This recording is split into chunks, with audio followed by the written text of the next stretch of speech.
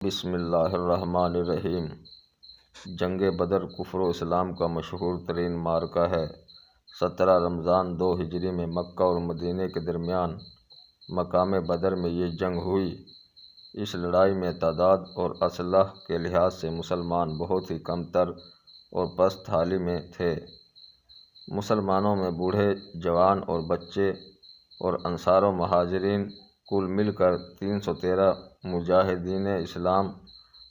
علم نبوی کے زیر سایہ کفار کے ایک عظیم لشکر سے نبرد آزما تھے۔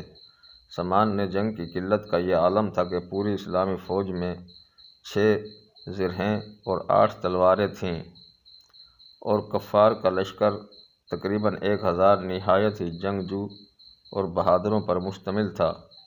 اور ان بہادروں کے ساتھ 100 بہترین گھوڑے، 700 اونٹ اور قسم قسم کے مہلک ہتھیار تھے۔ اس جنگ میں مسلمانوں کی گھبراہٹ اور بے چینی ایک قدرتی بات تھی۔ حضور اکرم صلی اللہ علیہ وآلہ وسلم رات بھر جاگ کر خدا عز و جل سے لو لگائے مصروف دعا تھے کہ الہی، اگر یہ چند نفوس ہلاک ہو گئے تو پھر قیامت تک روئے زمین پر تیری عبادت کرنے والے نہ رہیں گے۔ دعا مانگتے ہوئے آپ کی چادر مبارک دوش انور سے زمین پر گر پڑی اور آپ پر رقت طاری ہو گئی، یہاں تک کہ آنسو جاری ہو گئے۔ حضرت ابو بکر صدیق رضی اللہ عنہ آپ کے یار غار تھے۔ آپ کو اس طرح بے قرار دیکھ کر ان کے دل کا سکون و قرار جاتا رہا۔ انہوں نے چادر مبارک کو اٹھا کر آپ کے مقدس کندھے پر ڈال دیا اور آپ کا دست مبارک تھام کر بھرائی ہوئی آواز میں بڑے ادب کے ساتھ عرض کیا کہ حضور، اب بس کیجیے، اللہ تعالیٰ ضرور اپنا وعدہ پورا فرمائے گا۔ اپنے یار غار صدیق جان نثار رضی اللہ عنہ کی گزارش مان کر آپ نے دعا ختم کر دی اور نہایت اطمینان کے ساتھ پیغمبرانہ لہجے میں یہ فرمایا کہ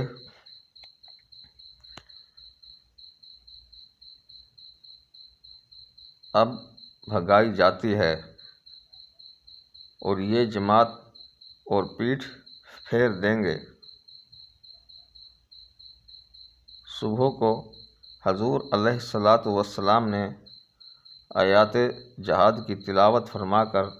ایسا ولولہ انگیز وعظ فرمایا کہ مجاہدین کی رگوں میں خون کا قطرہ قطرہ جوش و خروش کا سمندر بن کر طوفانی موجیں مارنے لگا، اور آپ صلی اللہ علیہ وسلم نے یہ بشارت دی کہ اگر صبر کے ساتھ تم مجاہدین میدان جنگ میں ڈٹے رہے تو اللہ تعالیٰ تمہاری مدد کے لیے آسمان سے فرشتوں کی فوج بھیج دے گا۔ چنانچہ 5000 فرشتوں کی فوج میدان جنگ میں اتر پڑی، اور دم زدن میں میدان جنگ کا نقشہ ہی بدل گیا۔ حضرت علی رضی اللہ تعالی عنہ مہاجرین کا جھنڈا لہرا رہے تھے، اور حضرت سعد بن عبادہ رضی اللہ تعالی عنہ انصار کے علمبردار تھے۔ کفار کے 70 آدمی قتل ہو گئے اور 70 گرفتار ہوئے، باقی اپنا سارا سامان چھوڑ کر فرار ہو گئے۔ کفار کے مقتولین میں قریش کے بڑے بڑے نامور سردار جو بہادری اور سپہ گری میں یکتائے روزگار تھے، ایک ایک کر کے سب موت کے گھاٹ اتار دیے گئے، یہاں تک کہ کفار قریش کی لشکری طاقت ہی فنا ہو گئی۔ مسلمانوں میں کل 14 خوش نصیبوں کو شہادت کا شرف ملا، جن میں 6 مہاجر اور 8 انصار تھے، اور مسلمانوں کو بے شمار مال غنیمت ملا جو کفار چھوڑ کر فرار ہو گئے تھے۔ اللہ تعالیٰ نے جنگ بدر اور فرشتوں کی فوج کا تذکرہ قرآن مجید میں ان لفظوں کے ساتھ فرمایا کہ اور بے شک اللہ نے بدر میں تمہاری مدد کی جب تم بالکل بے سر و سامان تھے، تو اللہ سے ڈرو کہ کہیں تم شکر گزار ہو جب اے محبوب تم مسلمانوں سے فرماتے تھے کیا تمہیں یہ کافی نہیں کہ تمہارا رب تمہاری مدد کرے 3000 فرشتے اتار کر۔ ہاں کیوں نہیں، اگر تم صبر و تقوی کرو اور کافر اسی دم تم پر آ پڑیں تو تمہارا رب تمہاری مدد کو 5000 فرشتے نشان والے بھیجے گا، اور یہ فتح اللہ نے نہ کی مگر تمہاری خوشی کے لیے، اور اس لیے کہ اس سے تمہارے دلوں کو چین ملے، اور مدد نہیں کی مگر اللہ غالب حکمت والے کے پاس سے درش ہدایت۔ جنگ بدر میں مسلمانوں کی تعداد اور سامان جنگ کی قلت کے باوجود فتح مبین نے مسلمانوں کے قدموں کا بوسہ لیا۔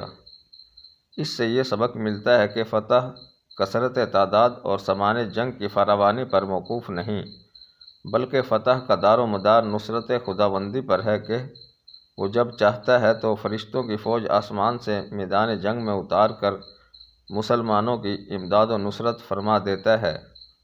اور مسلمان قلت تعداد اور سامان جنگ نہ ہونے کے باوجود